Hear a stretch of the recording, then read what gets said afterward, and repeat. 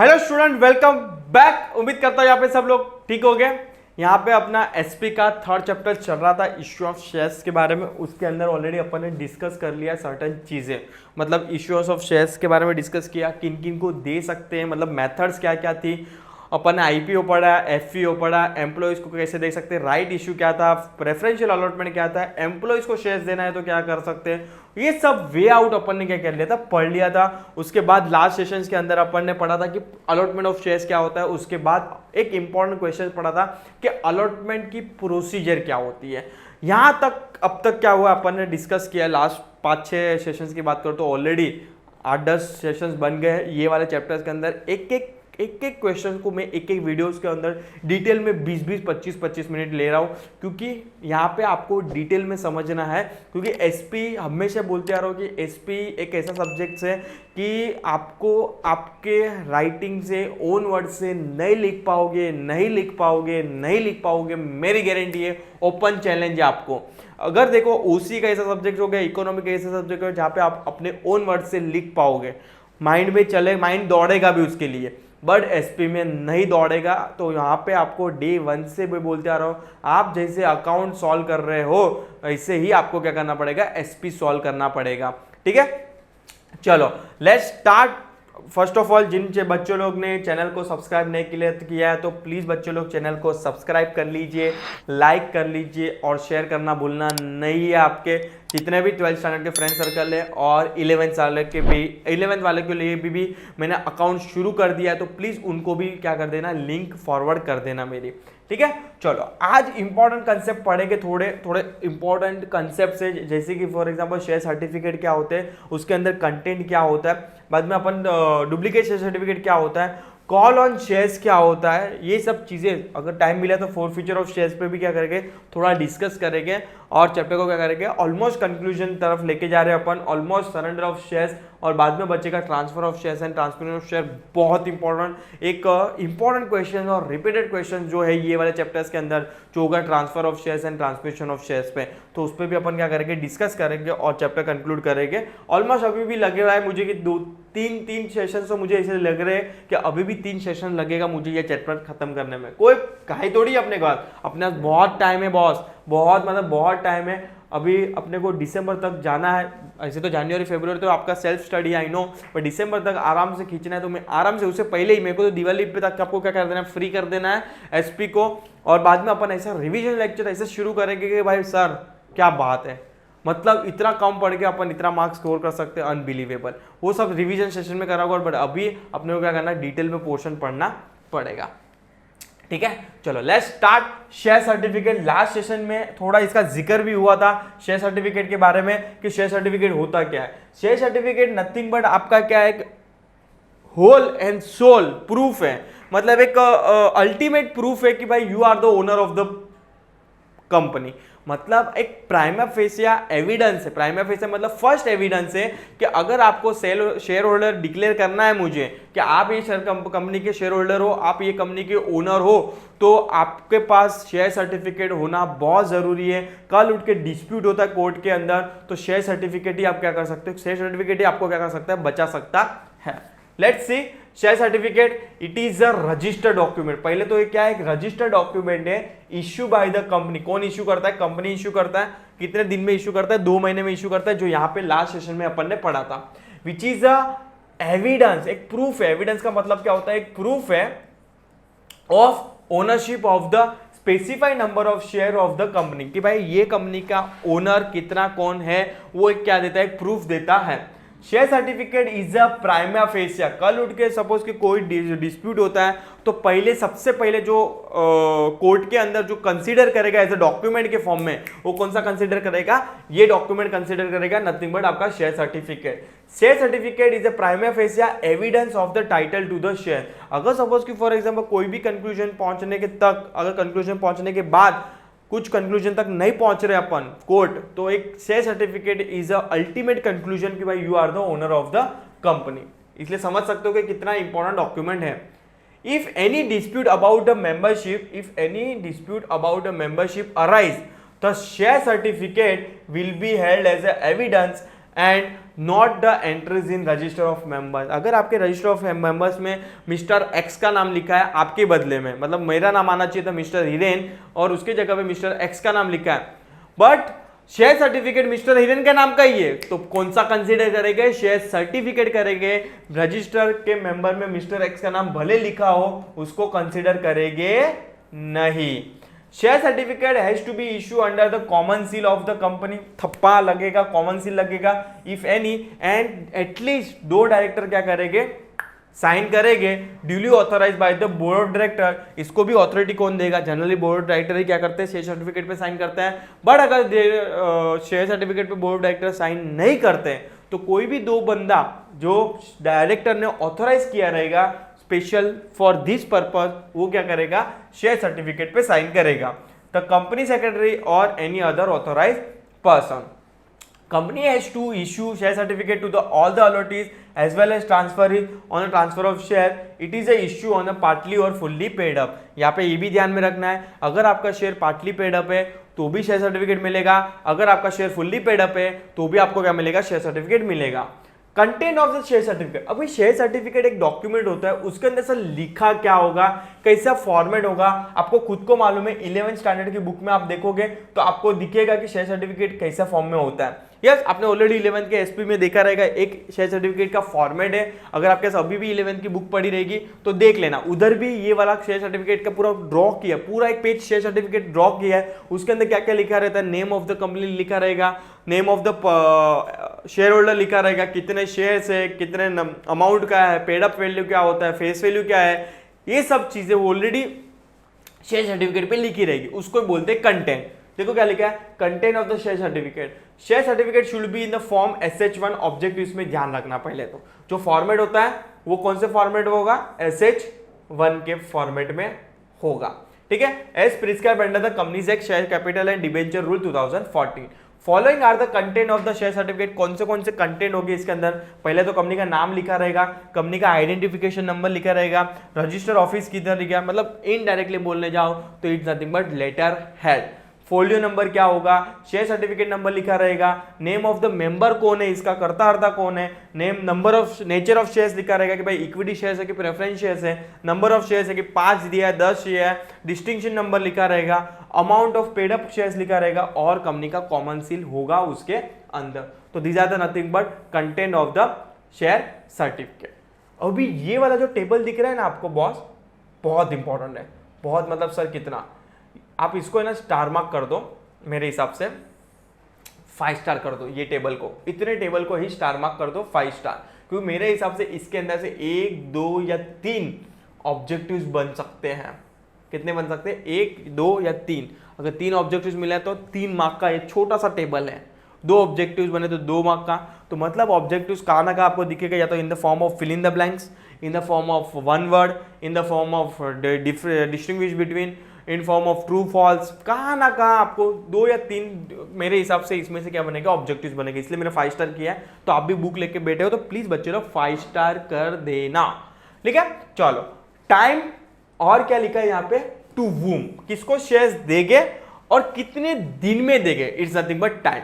देखते हैं। Within 2 month from the date of the incorporation, company आज incorporate हुई है, यहां से मुझे विद इन 2 महीने में जिसने सब्सक्राइब किया रहेगा, सब्सक्राइब किया रहेगा, आपको मालूम है मेमोरेंडम जब भी बनता है उसका 5th क्लोज आपको मालूम है, सब्सक्राइबर क्लोज 11th स्टैंडर्ड में एसपी में था कि 5 क्लोज डिस्क्लोज किया था, उसमें ऑब्जेक्ट क्लोज था, नेम क्लोज था, रजिस्टर एड्रेस क्लोज था, उसमें 5th क्लोज था जो सब्सक्रिप्शन क्लोज। जिन्होंने सब्सक्राइब किया है, कंपनी को बोला है कि हम लोग क्या करेंगे, आपके शेयर्स बाय करेंगे, उनको इंकॉर्पोरेशन के बाद विद इन 2 महीने में पैसा क्या कर देना, कंपनी का अमाउंट में डाल देना, अकाउंट में डाल देना है, और उनको क्या करना है, शेयर सर्टिफिकेट देना है। कितने दिन में? विद इन 2 मंथ्स में। कितने? विद इन 2 मंथ्स में क्या करना है, शेयर सर्टिफिकेट देना है। किसको देंगे? To the subscriber to the memorandum of association. ध्यान रखना ऑब्जेक्टिव इसमें, सब्सक्राइबर टू द एसोसिएशन कितने, मतलब कंपनी खुलने के बाद कितने महीने में देना है आपको? 2 महीने में देना है।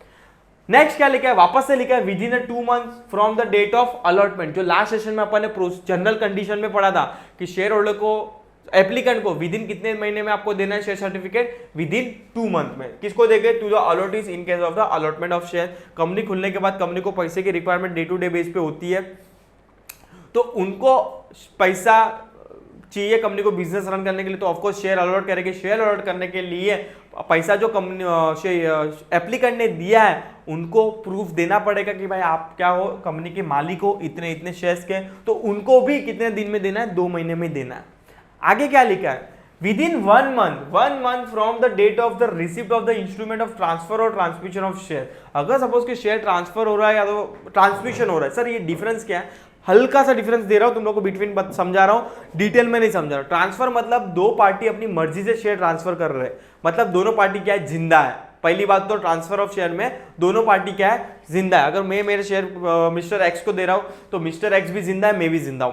बट अगर उसको बोलते हैं ट्रांसफर ऑफ शेयर। अगर सपोज कि ट्रांसमिशन ऑफ शेयर्स क्या होता है, ये हो गया ट्रांसफर ऑफ शेयर। अभी सर ट्रांसमिशन ऑफ शेयर्स क्या होता है, ट्रांसमिशन ऑफ शेयर में जनरली एक पार्टी मर चुकी होगी। सपोज कि फॉर एग्जांपल मिस्टर एक्स है, मिस्टर एक्स के पास शेयर था रिलायंस का, मिस्टर एक्स मर गया तो उसके शेयर किसको जाते हैं, उसके लीगल हेयर को, मतलब उसके बेटे को या तो उसकी वाइफ को। तो वो शेयर उसमें मिस्टर एक्स अपनी मर्जी से ट्रांसफर नहीं कर रहा है, मिस्टर एक्स वो मर गया है इसलिए उसके शेयर ऑटोमेटिकली उसके लीगल हेयर को क्या हो रहा है, ट्रांसफर हो रहा है। Is nothing but transmission of share. समझ में आया बेसिक डिफरेंस क्या है ट्रांसफर ऑफ शेयर का। ट्रांसफर ऑफ शेयर में दोनों पार्टी अलाइव है, ट्रांसमिशन ऑफ शेयर में एक पार्टी अलाइव है, एक मर चुकी होगी। यस, तो वो वाले सिनेरियो में शेयर सर्टिफिकेट कितने दिन में देना है, विद इन 1 month में। किसको देंगे, टू द ट्रांसफरी। जिसको शेयर ट्रांसफर होता है उसको बोलते हैं ट्रांसफरी, और जो शेयर ट्रांसफर करता है उसको बोलते हैं ट्रांसफरर। तो ऑफकोर्स नया बंदे को देंगे ना शेयर ट्रांसफरी, तो ट्रांसफरी को क्या करेंगे, शेयर्स देंगे in case of the transfer of share, and to the legal representative in case of the transmission of share. अगर सपोज कि मर गया है तो उसके लीगल हेयर को देंगे, लीगल रिप्रेजेंटेटिव को देंगे, या तो वो इंसॉल्वेंट हो गया है तो उसके जो भी लीगल रिप्रेजेंटेटिव के मतलब गवर्नमेंट का जो भी पर्सन रहेगा उसके नेम पे क्या होगा, शेयर ट्रांसफर होगा। तो 2-2-1 नॉर्मल सिनेरियो में 2 महीना। बट अगर कुछ ट्रांसफर हो रहा है या तो ट्रांसमिशन हो रहा है तो वहां पे आपको विद इन 1 month में क्या करना है, शेयर ट्रांसफर करना है। चलो भाई लोग आगे बढ़े सर, उम्मीद कर रहा हूं समझ में आ रहा है। If you are still doubt बिंदास कमेंट सेक्शन में क्या कर देना, कमेंट फेंक दो, बिंदास फेंक दो, बट हाँ सोच समझ के फेंकना। अगर नहीं समझ में आ रहा है तो ही फेंकना कमेंट, वरना अदरवाइज छोटी छोटी क्वेश्चन मत पूछना। मैं इतना डिटेल में जा रहा हूं तो मेरे हिसाब से कोई आपको डाउट होने ही नहीं चाहिए। जरूरी नहीं कि सबको समझ में आए, बट हाँ नहीं समझ में आए तो बिंदास कमेंट सेक्शन में डाल देना, ठीक है। चलो आगे बढ़े sir. Duplicate of share certificate. अगर सपोज कि for example sir share certificate घूम गया तो क्या, ऑफकोर्स घूम सकता है। फिजिकल शेयर सर्टिफिकेट अगर आप रख रहे हो, फट गया या तो घूम गया, कुछ भी हो सकता है, मिसप्लेस हो गया या तो किधर और जगह पे रख दिया तो याद नहीं आ रहा है, तो ऐसा हो सकता है, जनरली हो सकता है। तो वो सिनेरियो में डुप्लीकेट ऑफ शेयर सर्टिफिकेट का क्या आता है, फंडा आ जाता है। अभी इसमें देखते हैं डुप्लीकेट ऑफ शेयर सर्टिफिकेट में बोला क्या है। Company can issue a duplicate share certificate if मतलब कहां पे कंडीशन है। Original share certificate has been defected mutilated और torn and is a surrender to the company. या तो घूम गया, फट गया, जो भी है। It has been proved by the holder that original share certificate is lost और डिस्ट्रॉय। मतलब ये प्रूव करना है किसको, ओनर को, कि भाई मेरा जेन्युइनली शेयर सर्टिफिकेट घूम गया है, चोरी हो गया है या तो कुछ भी हो गया, पर ये जेन्युइनली होल्डर मतलब शेयर होल्डर को क्या करना पड़ेगा, प्रूफ करना पड़ेगा। In case laws of share certificate, अगर शेयर सर्टिफिकेट घूम जाता है तो company put up the notice in the newspaper to the announce the loss of share certificate and ask the finder if any to return it to the company। ये company क्या करेगी, ऐसा कोई person आता है कि बोलता है कि मेरा शेयर सर्टिफिकेट घूम गया है, और कंपनी बोलेगी कोई प्रॉब्लम नहीं, मैं एक न्यूज़पेपर में एडवर्टाइजमेंट छपवा देता हूँ कि जिनको ये नाम का शेयर सर्टिफिकेट मिले तो कंपनी में क्या कर दो, सबमिट कर दो। If company does not get any response from the public से अगर कोई रिस्पॉन्स नहीं आता है न्यूज़पेपर में एडवर्टाइजिंग देने के बाद, then within a specified time then company can issue a duplicate certificate. मतलब अगर सपोज कि जेन्युइनली शेयर सर्टिफिकेट घूम गया, कोई पर्सन आता नहीं, न्यूज़पेपर पढ़ के भी किसको मिला ही नहीं इन शॉर्ट, और कंपनी को भी नहीं मिला वो शेयर सर्टिफिकेट, तो ही कंपनी क्या करेगी, डुप्लीकेट शेयर सर्टिफिकेट क्या करेगी, इश्यू करेगी। Duplicate share certificate should be issue with in 3 month। एक ध्यान में रखना बच्चे लोग, 3 month से बच्चे लोग बहुत कंफ्यूज हो जाते थे कि बच्चे लोग 2 महीना 1 महीना सिलेक्ट करके आते हैं, उनके माइंड में कभी भी चलता ही नहीं है कि डुप्लीकेट के लिए कितने महीने दिया है कंपनीज एक्ट ने, 3 मंथ दिए कंपनी को कि वो लोग को कंपनी को कितने महीने में शेयर होल्डर को सर्टिफिकेट देना है, 3 मंथ में from the date of the application. जहां से एप्लीकेशन आई थी शेयर होल्डर की मेरा शेयर सर्टिफिकेट गुम गया है, वहां से 3 महीने में क्या करना है, डुप्लीकेट शेयर सर्टिफिकेट देना है। और तुम लोग को और एक चीज बता देता हूं, जब भी आप डुप्लीकेट शेयर सर्टिफिकेट देते हो तभी आपको उसके माथे पे लिखना है duplicate share certificate. Share certificate माथे पे लिखना है duplicate share certificate issue in lieu of the original share certificate number so and so. समझ में आया? मतलब कल उठ के किसी को हाथ में लगेगा वो शेयर सर्टिफिकेट, उसको मालूम गिरेगा कि ये डुप्लीकेट शेयर सर्टिफिकेट है, इश्यू किया था ओरिजिनल शेयर सर्टिफिकेट नंबर के against. Company issue it only to the registered shareholder. The duplicate share certificate should be state in a bold that it is a duplicate share certificate. मैंने तुम लोग को अभी just बोला कि आपको bold letter में ऊपर लिखना है शेयर सर्टिफिकेट के माथे पे these are the duplicate share certificate. Company has to pay heavy penalty if it is issued duplicate share certificate within the intent of to defraud. मतलब अगर कंपनी कुछ मतलब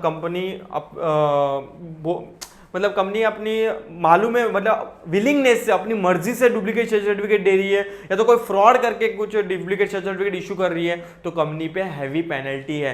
कंपनी को बराबर क्या करना है, जांच करना है, पड़ताल करना है, उसके बाद क्या करना है, डुप्लीकेट शेयर सर्टिफिकेट देगा। अगर ये कांड में कंपनी अगर इन्वॉल्व हुई तो कंपनी पे हैवी पेनल्टी है। तो ये हो जाएगा शेयर सर्टिफिकेट और डुप्लीकेट शेयर सर्टिफिकेट के बारे में जस्ट थोड़ी सी इंफॉर्मेशन। आपको इतना डिटेल में और कुछ दिया नहीं है। अभी आ जाते कॉल ऑन शेयर्स पे। उम्मीद कर रहा हूं यहाँ पे सब समझ में आ रहा है। नहीं आ रहा तो बिंदास कमेंट सेक्शन में डाल देना। और हाँ, अभी भी रिक्वेस्ट है फ्रेंड्स कि अगर आपने चैनल को सब्सक्राइब नहीं किया है तो प्लीज़ बच्चे लोग चैनल को सब्सक्राइब करना बहुत ज़रूरी है और लाइक करना और शेयर करना उससे भी ज़्यादा ज़रूरी है। तो मैं तो यही प्रेडिक्ट कर रहा हूँ कि आप क्या कर रहे हो, लिंक जितना हो सके फॉरवर्ड कर रहे हो अपने फ्रेंड सर्कल में। रिक्वेस्ट है, अगर हिरेन सर आपके लिए इतना कर रहे हैं, एफर्ट्स कर रहे हैं, तो आपके ये तो रिस्पॉन्सिबिलिटी बनती है कि आप एक शेयर का बटन क्या कर दीजिए, आप अपने फ्रेंड सर्कल में, ग्रुप में, 12th स्टैंडर्ड में, 11th स्टैंडर्ड में क्या कर दो, फॉरवर्ड कर दो। और आपके जितने भी ब्रदर एंड सिस्टर्स है 12th स्टैंडर्ड में उनको भी लिंक फॉरवर्ड कर दो और उनको भी बताओ कि सब्सक्राइब करें। बहुत इंपॉर्टेंट लेक्चर्स मिल रहे हैं। आपको खुद को मालूम है लास्ट ईयर जिन बच्चों ने 12th में मुझे फॉलो किया है भाई 90 स्कोर किया है। ठीक है, तो प्लीज उम्मीद कर रहा हूं आप ये तो करते रहोगे, मेरे लिए तो उतना बनता है। ठीक है, चलो कॉल ऑन शेयर्स देखते हैं। अभी सपोज कि जब भी company share partly paid up मतलब इंस्टॉलमेंट में पैसा मंगाती है ना, तभी कॉल करती है। क्या करती है? कॉल करती है कि अभी आपका इतना अमाउंट देने की बारी आ चुकी है, इतना अमाउंट देने की बारी आ चुकी है। It's nothing but call on shares. और वो कॉल ऑन शेयर खाली एक ही के पास ऑथोरिटी है। वो कौन है? Board of directors. Board of director चाहे तो वो ऑथोरिटी ट्रांसफर कर सकते हैं कंपनी सेक्रेटरी को या तो अदर कमिटी को, बट वो पावर, अल्टीमेट पावर किसको है? बोर्ड ऑफ डायरेक्टर को। ना तो शेयर होल्डर को है, ना तो कोई चेयरमैन को है, ना तो कोई सीईओ को है, ना तो कोई एमडी को है। Only director, board of director has power to call on shares. Objectives में टिक टिक करके रखना। At a time of issue of share, company may state that the issue price of the share is to be paid in an installment and as and when company demand for it. So when company demand a shareholder to pay a part or full amounting of the balance amount unpaid on the share, it is called as a call on share. Thus, beside the application money and allotment money, if company demand the balance unpaid amounting on share, it called as a call on share. The unpaid amount to on a partly paid up share is a liability of the shareholder. If the shareholder fails to pay the call, company can forfeit the share. अभी sir ये क्या है forfeit of share? Concept क्या है थोड़ा समझाओ। चिंता मत करो, इसके नीचे वाला ही देखो, forfeiture of shares के बारे में आपको शॉर्ट नोट दिया है, पर यहाँ पे तुम लोग को बता दे तो क्या होता है। अगर कंपनी ने कॉल किया कि मिस्टर एक्स तो कोई इतना इतना शेयर्स पे करना है, इतना अमाउंट, सॉरी शेयर्स क्या बोलो, इतना अमाउंट पे करना है। एक बार कॉल करेगी, 2 बार कॉल करेगी, तीसरी बार आपको फाइनल कॉल आएगा। वो भी 14 दिन का नोटिस भी देगा आपको कि अगर आपने विथ इंटरेस्ट इतना पैसा आपका जो पेंडिंग है अगर आपने पे नहीं किया तो आपका जो प्रीवियसली जो पैसा पे किया है ना आपने जितने शेयर्स पे, वो भी शेयर्स आपको मिलेगा नहीं, आपके शेयर फोरफिट करके जाएगा। फोरफिट का मतलब कंपनी आपके शेयर जबरदस्ती जब्त कर लेगा। समझ में आया? It's nothing but forfeit of share. एक कंपलसरी एक्शन होगी किसकी, कंपनी की। Call can be made only by the board of director, जो तुम लोग को अभी जस्ट स्टार्टिंग में बोला कि कॉल कौन कर सकता है, only by the board of directors. Objective इसमें मेरे प्यारे बोले बच्चे लोग याद रखना, in the interest of the company, company has to send a call letter and notice to the shareholder asking them to pay the call money and give them a minimum 14 days notice to pay the call money to the company's banker. No call can be made for more than 25% of the nominal value of shares. अरे अभी ये क्या बोल दिया sir? Suppose कि आपकी face value है 10 रुपया, आपकी कंपनी की फेस वैल्यू की शेयर्स की वैल्यू कितनी है, 10 रुपया।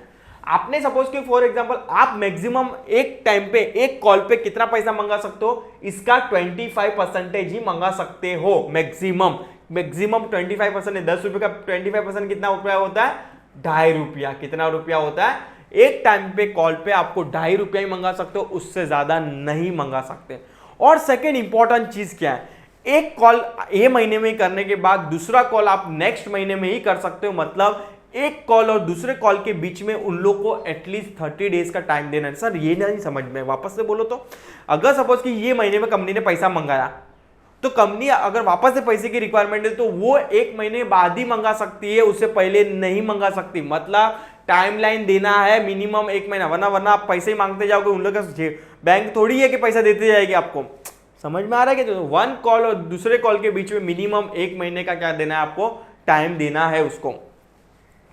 The gap between two calls, जो मैं तुम लोग को बोल रहा था अभी हिंदी में इंग्लिश में लिखा है यहाँ पे, the gap between two calls should not be less than 1 month. मतलब 2 कॉल के बीच में एक महीने से कम पीरियड नहीं हो सकता। मतलब मिनिमम एक महीने का पीरियड तो होना ही चाहिए from the date fix for the payment of the last preceding call. The rules and regulation और procedure to make a call is given in the company's article of association। ये भी चीजें आपको आर्टिकल्स में लिखी होनी चाहिए, क्या रूल्स एंड रेगुलेशन, कैसे प्रोसीजर होगी कॉल्स ऑन शेयर्स में, ये सब प्रोसीजर आपके आर्टिकल्स ऑफ एसोसिएशन में लिखी होनी जरूरी है, अनिवार्य है। ठीक है, चलो ये पढ़ लेगा, चलो पढ़ ले, नहीं इसको छोड़ देते हैं। ये वाला फोरफीचर ऑफ शेयर्स को यहाँ पे क्या करते हैं, उससे अच्छा यहाँ पे स्टॉप कर देते हैं, क्योंकि फोरफीचर ऑफ शेयर्स और सरेंडर ऑफ शेयर्स को क्या करेंगे अपन लिंक पे पढ़ेंगे। लिंक में इसलिए पढ़ेंगे क्योंकि फोरफीचर ऑफ शेयर्स क्या है, कंपलसरी कंपनी अपने शेयर क्या कर लेगी, फोरफिट कर लेगी, जब्त कर लेगी। और सरेंडर ऑफ शेयर का नाम में क्या लिखा है, सरेंडर मतलब आप जानबूझ के जा रहे हो सामने और मुझे क्या करना है, सरेंडर करना है। मुझे आपकी कंपनी में शेयर्स, अभी इन्वेस्टर बनने का कोई शौक नहीं है, मुझे आपका मेरा पैसा वापस कर दो, ये आपके शेयर सरेंडर कर रहा हूं मैं, is called surrender of share. तो एक कंपलसरी एक्शन है, एक वॉलंटरी एक्शन है। तो उससे अच्छा इसको नेक्स्ट वाले सेशन में डाल देता हूं, ये वाले सेशन में इधर क्या कर देता हूं, अपन स्टॉप कर देते हैं और उसके बाद वाला सेशन में अपन transfer of transmission of share पढ़ेंगे और फाइनली चैप्टर को क्या करेंगे, कंक्लूड करेंगे। सो यहाँ पे सेशन को क्या करते हैं, स्टॉप कर देते हैं, अच्छा होगा। और मिलते हैं नेक्स्ट सेशन के लिए, उम्मीद करता हूँ यहाँ पे समझ में आएगा। टिल टाइम चैनल के लिए अपडेट रहिए नेक्स्ट सेशन के लिए और जल्दी मिलेंगे। Thank you so much.